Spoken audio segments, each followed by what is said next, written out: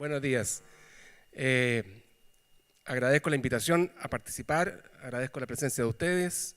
Para mí es un honor hacer esta exposición y compartir este panel con Andrew Powell, uno de los economistas más destacados de América Latina, una de las adquisiciones de América Latina para el continente. Así que creo que podemos indagar los temas que nos ocupan. Lo que voy a hacer en esta presentación es hacer una mirada del crecimiento de América Latina y decidí tomar desde el año 60, en parte influido por el informe reciente macroeconómico del BID, del cual también va a hablar después Andrew, que tiene una mirada larga, y me sentí muy atraído por esa mirada larga y tratar de obtener algunas lecciones con esta mirada larga. Entonces, el plan es, primero, tener esta visión de conjunto del crecimiento de largo plazo de América Latina y a partir de ahí sacar tres conclusiones o tres lecciones de futuro. Esas tres lecciones de futuro son, en primer lugar, la necesidad de fortalecer la institucionalidad, los fundamentos económicos.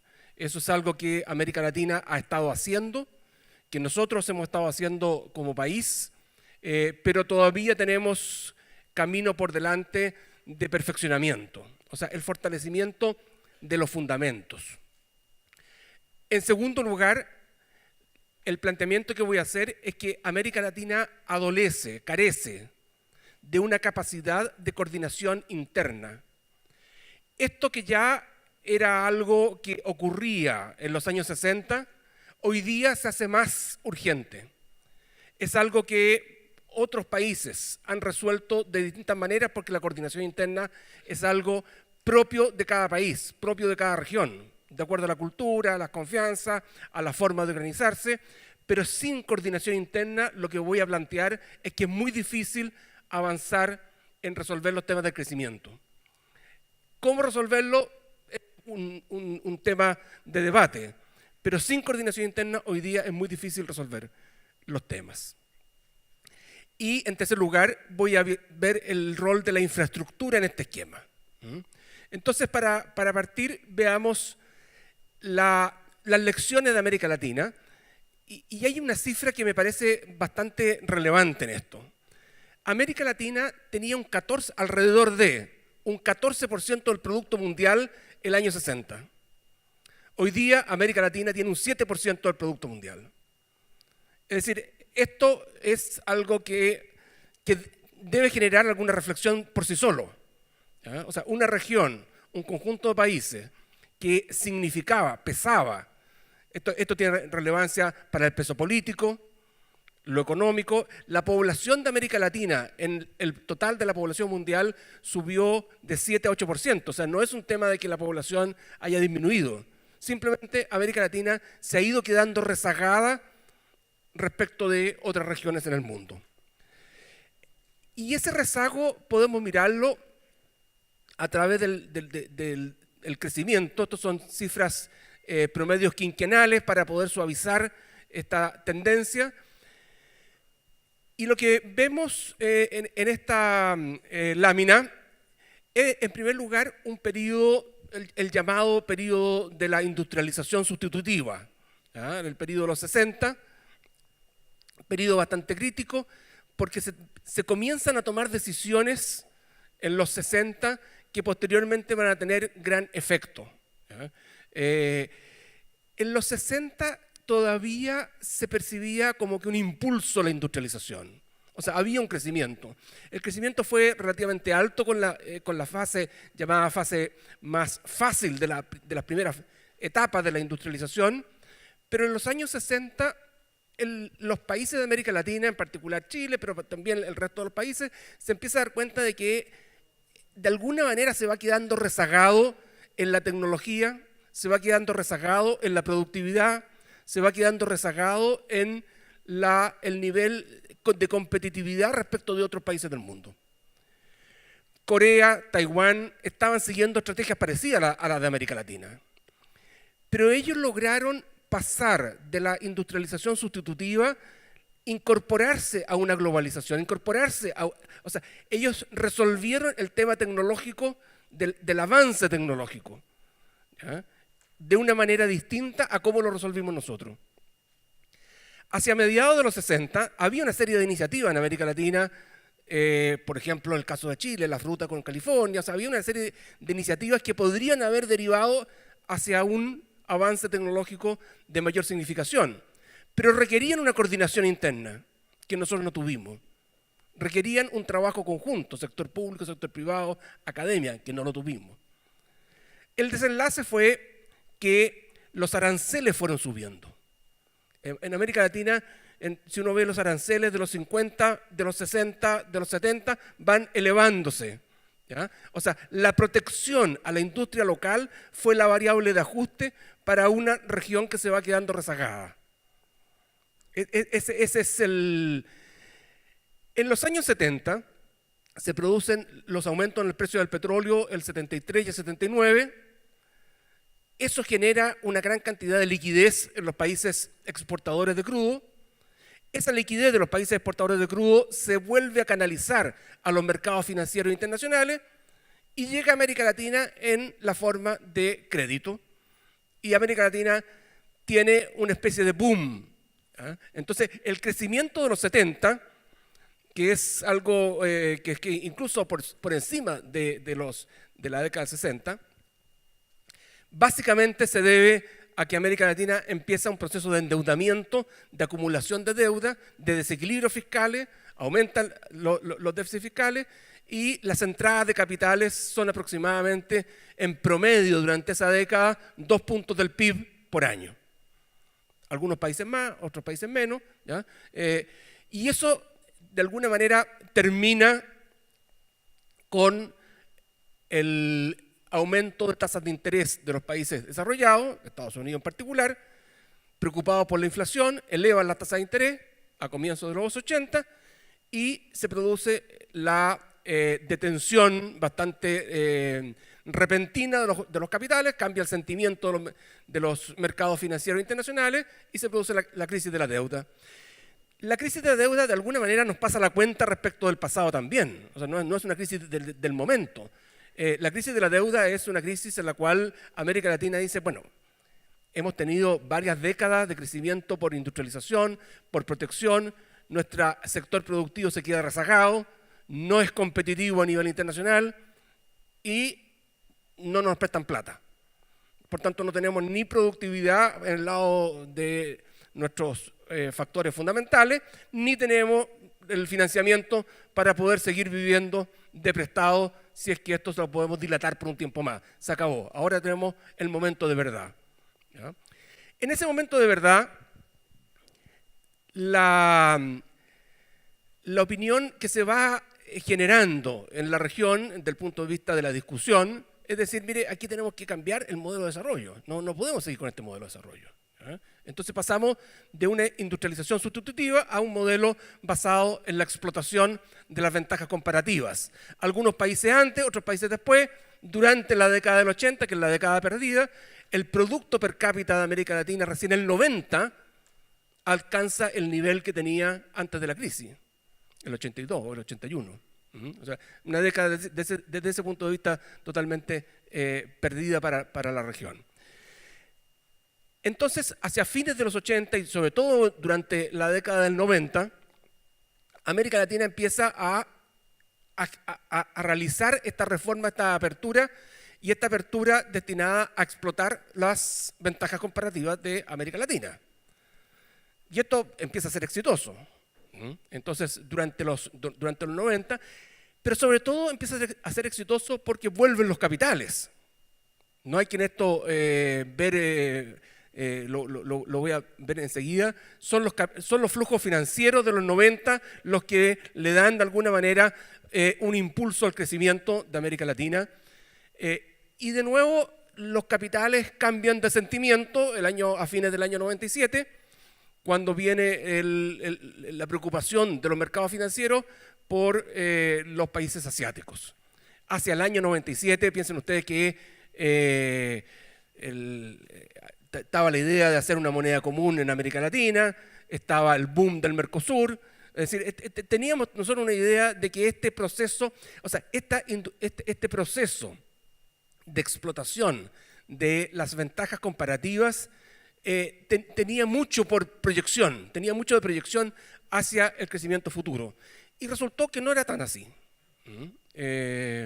Viene la crisis asiática, la crisis en Brasil, la crisis en Argentina, el término de la convertibilidad, y viene como que un segundo bajón.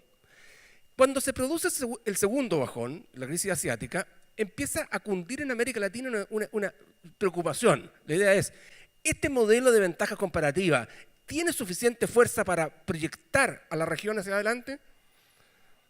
Entonces, los países empiezan a desarrollar programas, por ejemplo, toda la comisión del Senado de Chile partió a Australia a analizar el tema. ¿Ah? Iba Benninger, iba Foxley, iba Flores, ¿ah? Incluso Agustín Edwards le preguntó si, oye, ¿me pueden llevar? También fue. O sea, había una idea. Ricardo Lagos partió a Silicon Valley. Dijo, ¿dónde puedo pensar el tema futuro? O sea, aquí tenemos un problema. Entonces, un asesor le dijo, mire, vaya a Silicon Valley. Ya vamos para Silicon Valley. ¿Ya? O sea, había esta idea de la exploración. Juan Claro en la Sofofa estaba preocupado. O sea, ¿qué podemos hacer aquí? O sea, parece que esto necesita, inventó la agenda pro crecimiento. ¿Ya? O sea, el país estaba, y los países, porque esto que estaba pasando en Chile no era distinto de lo que estaba pasando en el resto de los países de América Latina. Los países dicen, a ver, este modelo de crecimiento basado en las ventajas comparativas nos da... De Australia volvió Benninger y dijo, mira, hagamos un consejo de la innovación. Y habló con Bruno Filippi y le dijo, oye, ¿por qué no? Por supuesto, le dijo Bruno Filippi, vamos al consejo de la innovación. ¿Ya? Entonces, ¿y a quién ponemos? Andrés Concha, Juan Claro, Bruno Filippi, Edgardo Benninger. Ese fue nuestro primer consejo de la innovación. Todos preocupados por estos temas. ¿Ya? Hasta que en la década del 2000 viene la buena noticia de que el cobre se empieza a subir de precio. Entonces, cuando el cobre sube de precio, la gente empezó a decir, estas carpetitas dejemos una reunión más adelante, pensémoslo después, no nos preocupemos tanto, ¿para qué estás preocupado? Está llegando mucha plata. ¿Ya? Entonces, el auge produjo, de alguna manera, la era de la abundancia. La era de la abundancia es que todo se postergó. Todo se postergó. Entonces, la gente del Consejo de Innovación dice, en realidad vamos a estudiar un tema un poquito más esotérico, que son entretenidos, y se acabó este impulso explorador.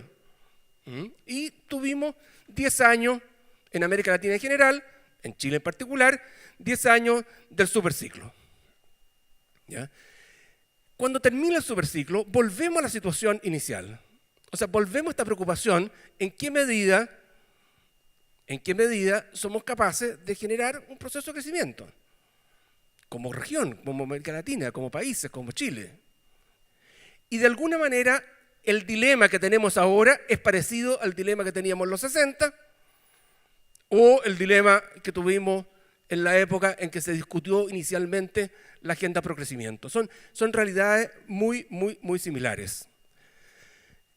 Esta es la relación que tiene el PIB per cápita de América Latina en relación al PIB per cápita de Estados Unidos. El PIB per cápita de América Latina pasa del orden del 35% al orden del 23-22%. En cambio, Asia emergente pasa del 15-16% al año 60 a alrededor casi 50%. Son promedios simples de países para efectos de... Porque si no, América Latina sería puro Brasil y Asia sería pura China. ¿Ya? Entonces son promedios en donde China vale lo mismo que Malasia, por ejemplo. Y Chile vale lo mismo que Brasil. Los países avanzados, los australianos, los europeos, etcétera, también avanzan respecto a Estados Unidos. ¿Ya? Entonces uno dice, cuando yo discuto a veces con algunos, me dicen, no, es que ahí tendrías que poner un gráfico especial para Chile, para que se note que Chile es distinto. No es tan distinto. O sea, Chile respecto a los países avanzados en relación al 60, hoy día está más bajo que en relación al 60. El 60 tenía alrededor de un 45% del ingreso per cápita de los países avanzados, hoy día tiene 42%, y respecto a Estados Unidos, el 60 tenía alrededor de 32%, hoy día tiene 33%. O sea, ha mejorado levemente, pero no es muy distinto la situación de Chile del resto de la región. ¿Ya? y me voy a referir también a eso un poquitito más adelante. Y este es el crecimiento promedio. El crecimiento promedio en periodos quinquenales de América Latina y de los países avanzados y de los países asiáticos. Claramente los países asiáticos fueron resolviendo los problemas de coordinación de una manera bastante más ruda, donde había una real trabajo conjunto público-privado. Nosotros no lo fuimos haciendo y eso va explicando entonces a lo largo del tiempo una diferencia en la capacidad de crecer, ¿ya? Piensen ustedes que hay en relación ya no a los países asiáticos hacia emergentes, sino que a los países avanzados, que es la línea verde en el gráfico que ustedes están viendo. Hay 3 momentos en que América Latina crece más que los países avanzados. En los años 70, por los flujos de capitales. Luego crece más en los años 90, de nuevo por los flujos de capitales hacia América Latina, que terminan con la crisis asiática, y con el superciclo. ¿Ya? O sea, son 3 episodios en que América Latina crece más que los países avanzados, y esos 3 episodios van a estar explicados por la situación internacional.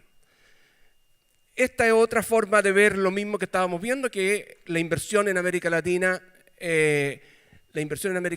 es más baja que la inversión del resto de las regiones del mundo. Esto está sacado del reporte macroeconómico del BID, y que la productividad total de factores en un periodo largo es también más baja que el resto de las regiones del mundo.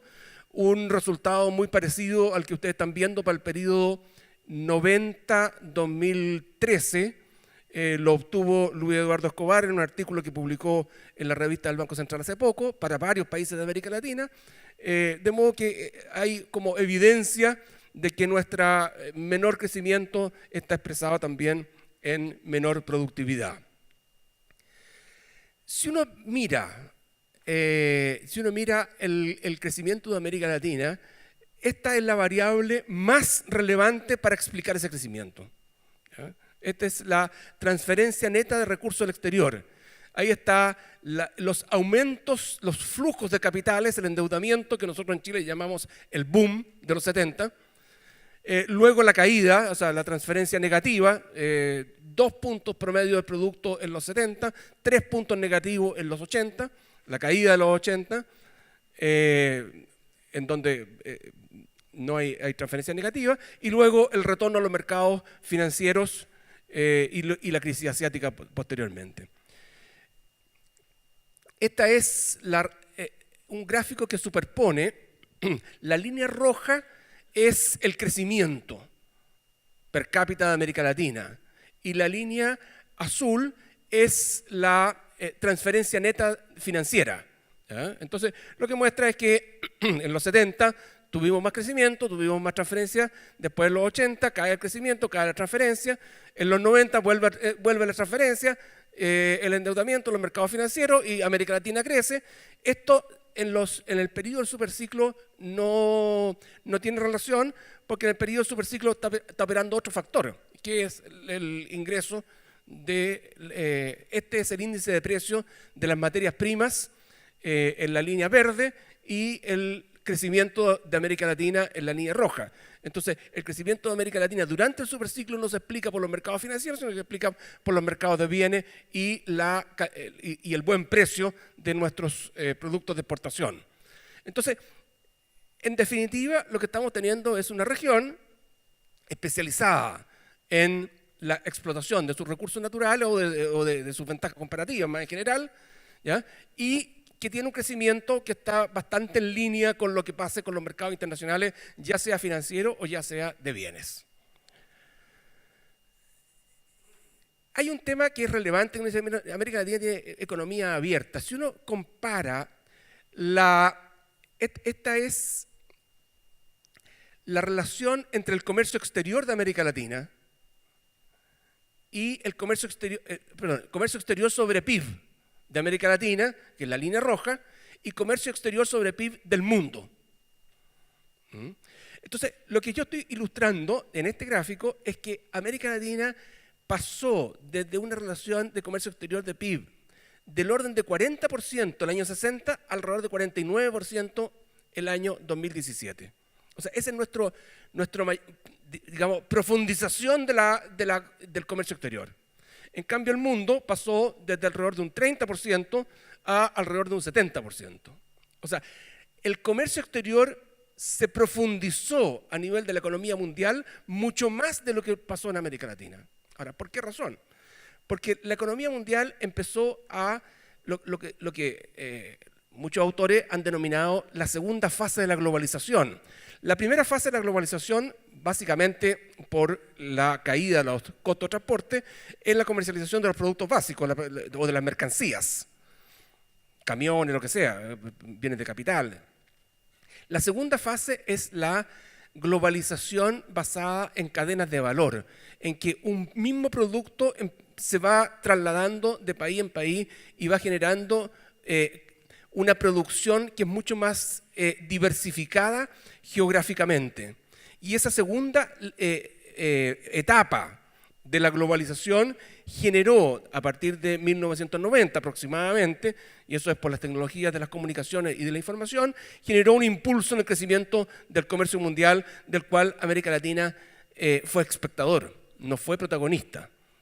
Y por eso que esta línea, durante los 90 hasta en la actualidad, tiene un crecimiento muy fuerte, y ese crecimiento se debe a la irrupción de la segunda fase de la globalización, que en el caso de América Latina nos quedamos básicamente con la explotación de las ventajas comparativas.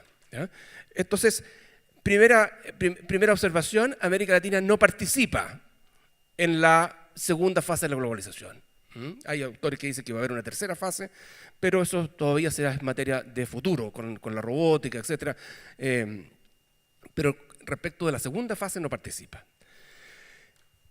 Otra observación es que dice, mire, en realidad aquí lo importante es tener la casa ordenada, porque los países con la casa ordenada están creciendo más. Lo cual es cierto, porque cuando los países ordenan la casa, que son los países de alto desempeño de América Latina, les va bien, pero les va bien en los periodos en que hay flujos de capitales, o sea, que los mercados financieros o los mercados en general están funcionando bien. Pero en los periodos en que no está este escenario internacional, la diferencia entre los países que tienen su casa más ordenada y los países que tienen su casa menos ordenada, aquí dividí América Latina en dos grupos de países, sacando Venezuela, porque es un desastre. Entonces, el premio a tener un buen desempeño macro, bajar inflación, déficit fiscal, etc. O sea, el premio en términos de crecimiento de los fundamentos opera más en los periodos en los cuales la economía mundial está muy bien, opera menos en los periodos en que la economía mundial no está tan bien. Entonces, uno puede decir, a ver, ¿cuáles son en este periodo los momentos críticos de América Latina? Yo diría que los momentos críticos son, en primer lugar, los 60. Los 60, cuando los países empiezan a subir aranceles como variable de ajuste frente a una industria que se va quedando rezagada tecnológicamente. Ese momento es crítico. Momento crítico es cuando se hace la apertura o se hace la reforma, no se toman en consideración temas, no se toman en consideración los temas de coordinación que voy a mencionar a continuación. Tema crítico es el episodio, digamos, de la agenda pro crecimiento entre el 90 y el 2002. ¿Ya? O sea, ese episodio en el cual hay una exploración, pero esa exploración queda truncada por la llegada del superciclo. Y el tema crítico es ahora, porque tenemos que plantear qué vamos a hacer hacia adelante. Y en esos temas críticos, ¿ya? Con excepciones, con casos particulares, el denominador común es una incapacidad de trabajar en conjunto. O sea, agendas de universidades que no dialogan con la agenda de los gobiernos, agendas de los gobiernos que no dialogan con la agenda del mundo de la empresa, etc. Es esa ausencia de agendas compartidas la que en promedio, esto no es todos los países en todos los años, pero que en promedio en estos momentos críticos no tiene una solución adecuada. ¿Ya? Eso es lo que voy a insistir ahora. Entonces, cuando hablamos de desafío, yo voy a plantear 3 desafíos. El primer desafío es fortalecer todavía en América Latina los fundamentos de la economía. ¿Ya? O sea, cada país necesita ir fortaleciendo sus propios fundamentos. Nosotros tenemos una agenda como Chile, hay otros países que tienen una agenda más de corto plazo, nosotros tenemos una agenda más estructural, más de largo plazo, por ejemplo el Consejo Fiscal que fue planteado hace algunas semanas, etcétera. O sea, tenemos una agenda de fortalecer los fundamentos de la economía. Otros países dicen, mire, yo tengo que partir por incorporar a mi régimen de política reglas fiscales. ¿Ya? Nosotros ya la tenemos hace más de 15 años, la aplicación de una regla fiscal, pero uno va perfeccionando estos sistemas. Lo segundo que voy a plantear es la idea de cambiar el concepto de coordinación. Uno podría hacer un paralelo con la discusión que ayer tuvimos en esta misma sala sobre participación. O sea, la coordinación hay que institucionalizarla. Nosotros no tenemos un marco de política de coordinación estructurado, institucionalizado. Tenemos algo que no está bien diseñado. Y lo tercero es el rol de la infraestructura en este proceso. Pero si antes de hacer esa mención, uno podría hacer un planteamiento, decir, a ver, pero ¿cómo estamos respecto al futuro? O sea, ¿qué es lo que está pasando ahora? Porque a lo mejor, claro, si uno tiene un cuento que partió al 60 y me vienen a hablar del 60, oiga, este señor no está mirando para adelante. Bueno, si uno mira para adelante y uno mira lo que está pasando en América Latina ahora, y uno dice, a ver, ¿qué ha pasado en América Latina en los últimos 5 años, por ejemplo? ¿Ya? En los últimos 5 años, América Latina ha crecido un 0,9% anual en promedio. ¿Y cómo le está yendo a otras regiones del mundo?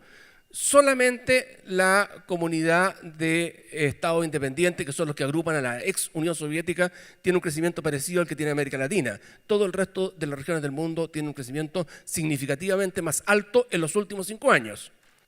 Entonces uno dice, pero esos son los últimos 5 años, ¿cómo está el futuro? Estas son las proyecciones que tiene el Fondo Monetario Internacional para los próximos 5 años. O sea, ¿qué es lo que el Fondo Monetario cree? Probablemente, en el caso de América Latina, hay varios países, por ejemplo Argentina, que va a tener un desempeño algo por debajo de este, pero este es lo que el Fondo Monetario está planteando para el mundo, y de nuevo, para el mundo como un todo, para los próximos 5 años, está creciendo al 3,8%, la economía emergente al 5%, y América Latina estaría creciendo a un 2,8%. O sea, el Fondo Monetario de las proyecciones también está diciendo que América Latina va a tener un aumento en el crecimiento, pero no es un aumento en el crecimiento que nos puede decir, mire, vamos a recuperar el terreno perdido. O sea, también tenemos hacia adelante un panorama que es decir, mire, nosotros vamos a mantenernos como estamos. O sea, vamos a mejorar un poco, pero no vamos a cambiar en forma sustantiva el crecimiento que hemos tenido. En la parte macro yo me voy a referir muy poco porque el informe del BID es muy potente en esta parte. Pasamos de un periodo en el cual teníamos abundancia a un periodo en que teníamos estrechez fiscal. El déficit fiscal de América Latina aumentó en 2 puntos del PIB en promedio, y aumentó en 2 puntos del PIB porque la caída de los términos de intercambio significó menor ingreso fiscal, más o menos en 2 puntos del PIB. Entonces, eso nos lleva a la necesidad de hacer ajuste fiscal. O sea, los próximos 5 años para América Latina son periodos de ajuste fiscal. Algunos más, otros menos. En el caso de Chile es un ajuste más bien leve, porque es 0,25 por año. En el caso de otros países va a ser un poquito más duro, pero básicamente los países de América Latina necesitan hacer un ajuste que no hicieron después del fin del superciclo. ¿Ya? Lo cual es una mala noticia para la inversión en infraestructura, porque la inversión en infraestructura, de alguna manera, esos 2 puntos de ajuste, de alguna manera tienen que salir de algún lado. Entonces no es un periodo favorable desde ese punto de vista. Está en discusión algo sobre impuestos en muchos países, hay discusión sobre sistemas financieros, hay discusión sobre sistemas cambiarios, es decir, los países están avanzando hacia sistemas cambiarios más flexibles, y sobre inflación en algunos países. ¿Ya? Esa es la temática de los fundamentos en la cual yo no voy a entrar porque significaría meterme en algo distinto del mensaje principal que quiero transmitir. Mi mensaje principal es que, aparte de trabajar los fundamentos, nosotros tenemos que cambiar la forma en que nos organizamos para hacer los programas de desarrollo. Y esa forma en que nos organizamos ha estado caracterizada por una forma más bien vertical. El modelo de comando y control, el modelo en el cual hay una cierta autoridad. ¿Cuándo funciona este modelo? Funciona cuando la autoridad sabe lo que hay que hacer. Si la persona que está arriba sabe, entonces que mande, está bien, obvio. Si él sabe, está bien. Pero el problema es que en el mundo actual el cambio es tan repentino y el mundo es tan complejo que la persona que está arriba no sabe. Entonces, el conocimiento para cualquier política de desarrollo se obtiene sobre la base del trabajo conjunto con de alguna manera, ese conocimiento, aquella parte que exista, está disperso, está fragmentado, está dividido, y yo tengo que recolectarlo. Entonces, el modelo para recolectar esa información y ese conocimiento es más eficiente si tengo un modelo de coordinación interna que tengo un modelo vertical. Porque si no, el que está arriba, la cabeza, no va a tener ese conocimiento. La cantidad de informes de la OCDE que estamos teniendo en Chile es una ilustración de decir, no, esto se lo vamos a montar a la OCDE. Y la OCDE manda un informe que la verdad es cosas que no leeré y dice, ¿y por qué pagamos por esto? Entonces, de alguna manera los gobiernos tienen el problema de decir, a ver, ¿cómo yo puedo darle sustento, conocimiento, información, fundamento a las políticas? Entonces le preguntan a los expertos, versus algún modelo en que el conocimiento se recolecta internamente sobre la base de preguntarle a los actores. Yo vengo del sector de la logística, donde trabajé un tiempo, y las empresas de la logística son las que saben cómo opera la logística. Entonces, si uno logra sentar en la mesa a las empresas que operan la logística, va a avanzar mucho más que preguntarle a la OCDE. Pero optamos por preguntarle a la OCDE. Entonces, en segundo lugar, en los modelos de coordinación interna, lo que opera de alguna manera son acciones que se van retroalimentando entre sí. O sea, uno tiene a las universidades que están haciendo un cierto trabajo, tiene a las empresas que están haciendo un cierto trabajo y tiene a los gobiernos que están haciendo un cierto trabajo. Y dentro del gobierno, obviamente, tiene Ministerio 1, Ministerio 2, Ministerio 3. Entonces, en la coordinación interna es una coordinación amplia en donde participan las distintas unidades del gobierno, y tiene gobiernos regionales, locales, etcétera. Entonces, en la medida que tiene este proceso de coordinación interna, va a tener una retroalimentación, o sea, va a tener una sinergia positiva entre las distintas acciones. O sea, no solamente va a recolectar el conocimiento, sino que también las acciones van a tener un efecto mayor porque las acciones se van a alimentar, el impacto de una se va a alimentar con el impacto de la otra. Y en tercer lugar, en los procesos de coordinación interna, ¿ya? El aprendizaje que yo obtengo de las políticas es fundamental porque las políticas hoy día son dinámicas. O sea, lo que estaba haciendo hace 2 años puede no ser la solución hoy día y lo que hagan 2 años más tampoco puede ser la solución, o sea, puede ser distinta a la que esté haciendo hoy día. Y de alguna manera, la velocidad con que los países vayan teniendo el aprendizaje es fundamental. Es de alguna manera una ventaja competitiva. Entonces yo obtengo mayor posibilidad de ir dándole velocidad al aprendizaje en un modelo de coordinación interna versus un modelo vertical. El modelo vertical es un modelo que funciona sobre la base de que la persona que está arriba tiene el conocimiento, sabe y puede dirigir. Pero cuando eso no es así, entonces hay que optar por un modelo distinto. Ahora, obviamente que este es un tema en el cual uno tiene que entrar a empezar la discusión, porque ¿cómo lo organizo? Yo veía ayer la presentación que en esta sala había sobre participación y nosotros estamos haciendo un debate sobre cómo institucionalizar la participación. Esto los países asiáticos lo resolvieron de forma bastante más brutal, ¿ya? Porque en el fondo tenían ellos control sobre los recursos financieros y le preguntaban a la empresa, ¿usted va a colaborar o no? Y después le cerraban la llave o le abrían la llave de acuerdo a si la empresa estaba colaborando o no. Entonces era un poquito más estilo asiático, ¿no? ¿Ah? Al final todos colaboraban, por supuesto, pues si el crédito depende de la colaboración. Pero eso ellos lo resolvieron en forma distinta. De alguna manera uno podría decir, aquí estamos incorporando la corriente schumpeteriana. La corriente schumpeteriana es competir en los mercados, creación destructiva. O sea, nosotros queremos ser competitivos en los mercados y para lo cual tenemos que ser schumpeterianos.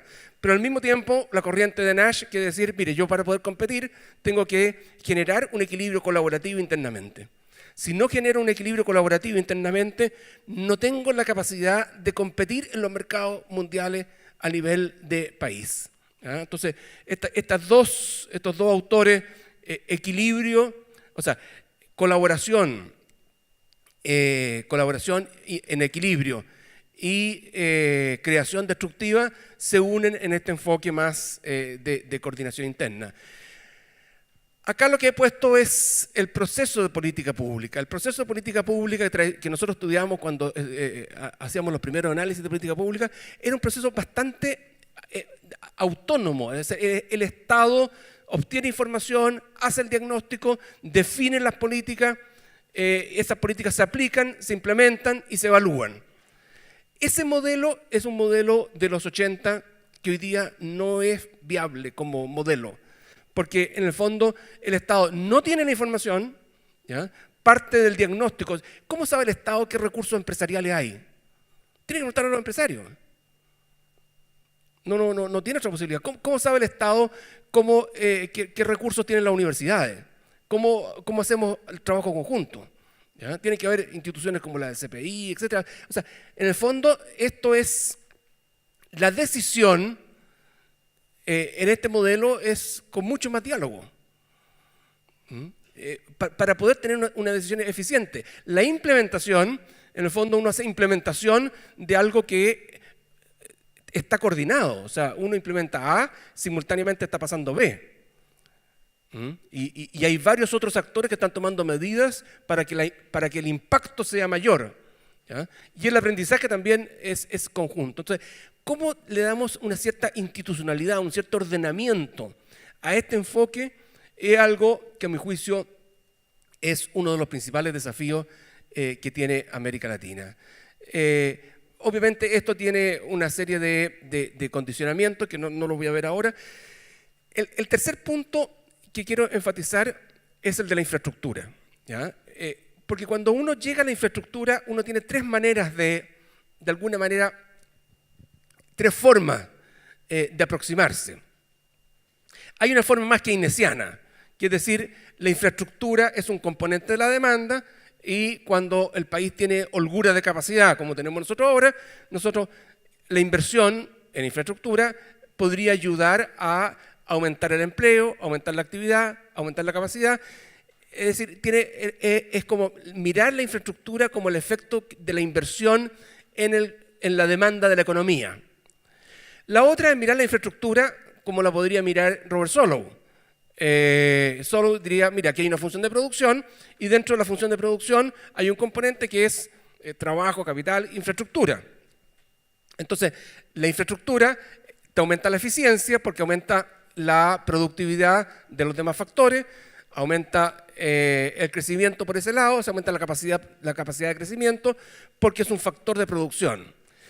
La tercera forma de mirar la infraestructura es la que tendría Rosenthal-Rodan.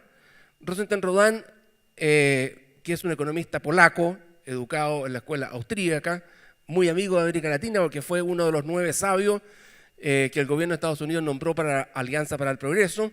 El otro de los 9 sabios era Raúl Sáez, era muy amigo de Raúl Sáez, y de hecho Raúlito estudió en Boston, donde estaba Paul Rosenthal-Rodan. Rosenthal-Rodan lo que plantea es decir, mire, acá usted tiene que coordinar inversiones. O sea, la infraestructura es transformativa.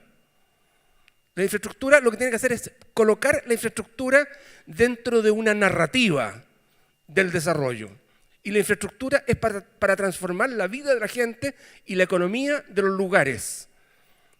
¿Ya? Entonces, es este enfoque más transformativo el que yo creo que tenemos que incorporar en nuestra discusión, porque el enfoque más transformativo lo que hace es que nos plantea el desafío de la coordinación. O sea, es muy propio del desafío de la coordinación. Es decir, si vamos a construir una carretera, esa carretera es para transformar qué lugares, qué mercados estamos incorporando, a qué productores estamos incorporando a los mercados. ¿Ya? O sea, cómo la infraestructura tiene una capacidad transformativa. ¿Ya? Desde ese punto de vista uno diría, el enfoque solo diría, tenemos un déficit de carreteras, entonces hay que subir carreteras. O tenemos un déficit de aeropuertos, entonces hay que aumentar los aeropuertos. O sea, pero no hay una narrativa de decir qué vida estoy cambiando. El enfoque de Rosenthal Rodin diría, acá tengo unos fabricantes, unos productores, y estos productores no pueden sacar sus productos porque no tienen un puente, entonces el puente va a permitir que estos productores se incorporen a una economía regional más amplia. O voy a hacer esta carretera, con lo cual voy a incorporar todo un sector para el desarrollo del turismo. ¿Ya? Entonces, la infraestructura está asociada a un proyecto más amplio en esta línea, y creo que en nuestra visión debemos buscar esa aproximación. Esto significa que la capacidad de la infraestructura está más enfocada a transformacional de los territorios. Significa también que yo tengo que, junto con la infraestructura, yo tengo que hablar de activos públicos. Yo tengo que gestionar activos públicos. Nuestros países están llenos de activos públicos que están desaprovechados, están perdidos, están inmovilizados. Entonces, ayer en el almuerzo hablábamos, por ejemplo, de los espacios públicos. El ministro acá dijo algo bien interesante. Dijo, el problema de los parques, el ministro Monkever en la mañana dijo, el problema de los parques es que no tienen entretención. Son fome, se dan áreas verdes en la cual a la gente ya no le gusta el pasto, le gusta entretenerse. Y inmediatamente había 6 ideas de Arena Santiago, de Kitsania, 10 ideas de inversiones privadas que podrían darle entretención. O sea, uno va juntando espacios públicos, activos públicos, en proyectos. ¿Ya? El centro de Talca, hay ferrocarriles. Los mercados de la ciudad de Chile son fantásticos y los mercados de cualquier país de América Latina son fantásticos. ¿Ya? Pero están rezagados respecto a cómo podrían estar. Entonces son activos públicos que también tienen que incorporarse en esta narrativa. Tiene que generarse una narrativa. ¿Ya? Y la infraestructura tiene que estar inserta en esa perspectiva, en un enfoque mucho más multisectorial y en un proceso de que los técnicos o los académicos llaman de descubrimiento. El proceso de descubrimiento es el proceso en el cual vamos compartiendo información para llegar finalmente a políticas que estén debidamente sustentadas. Entonces, lo que he planteado son 3 áreas de reflexión. Uno es mejorar los fundamentos de las economías. Lo segundo es incorporar un enfoque más de coordinación en la elaboración de las políticas de desarrollo. Y lo tercero es dotar a la visión de la infraestructura de esta visión más transformativa. ¿Ya? La dificultad que tiene es que nosotros no tenemos en nuestra historia capacidades de coordinación interna. O sea, esta es una conversación que tenemos que, de alguna manera, sostener una y otra vez para poder generar estas capacidades de coordinación interna. Estas capacidades de coordinación interna también son muy relevantes cuando queremos hablar de un proceso de desarrollo inclusivo. ¿Ya? Por ejemplo, en ciudades en Estados Unidos donde se desarrolla esto, en Europa donde se desarrolla esto, el planteamiento de la inversión va junto con la atención de jóvenes, la formación para el trabajo, la educación dual, etcétera. Son todos temas que se van incorporando a estos procesos de coordinación interna porque salen de forma natural. Entonces, el planteamiento de temas como inclusión o como medio ambiente son mucho más amigables con esta visión. Esto opera bien, este enfoque que yo he mencionado, opera bien en territorios. ¿Por qué razón opera en territorios?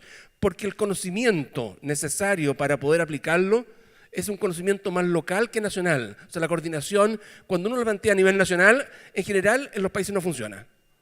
Pero si lo plantea la coordinación para la conurbación, Rancagua o Valparaíso, etc., o sea, regiones o ciudades o unidades territoriales, funciona bien, porque ahí hay una capacidad de construir una narrativa específica que le da coherencia al conjunto. Entonces, lo que están haciendo muchos países, Estados Unidos en particular, por ejemplo, Chicago. Chicago es una ciudad que ha ido declinando en su posición como ciudad en Estados Unidos. Y lleva varios años tratando de decir, nosotros tenemos que inventar una nueva narrativa. O sea, un nuevo cuento para poder colocar a Chicago otra vez como una ciudad frontera. Pittsburgh lo ha logrado, ¿ya? Por distintas razones, por distintas historias, pero Pittsburgh tiene una unidad Indiana, por ejemplo. Cuando Chile el año 86, por razones económicas, dijo nosotros no vamos a hacer los panamericanos, Indiana dijo nosotros lo vamos a hacer el año 86, porque nosotros vamos a convertirnos en una ciudad en el centro de la organización de deporte en Estados Unidos y vamos a desarrollar infraestructura para el deporte. Al cabo de un tiempo ellos dijeron, miren, en realidad nosotros vamos a pasar a otra etapa. En el año 2000 dijeron, miren, nosotros vamos a ir a otro nivel, pero durante más de 10 años ellos fueron centro del deporte y atraían muchos eventos deportivos y con eso desarrollaron la hotelería. O sea, mucha industria se desarrolló a partir de o sea, en general los territorios van teniendo estas identidades y van seleccionándolas. Entonces esto funciona bien en territorios que son unidades más acotadas, pero son territorios amplios, son unidades de un millón de habitantes tranquilamente. Y el desafío es lograr que nuestro enfoque de política sea menos vertical y sea más resultado de un proceso de coordinación. Esto no es una participación media abstracta, es un proceso de coordinación, esto opera, ¿ya? Ahora, requiere cierta institucionalidad y obviamente tenemos que hacer esfuerzos para avanzar en esa dirección. Eso es, muchas gracias.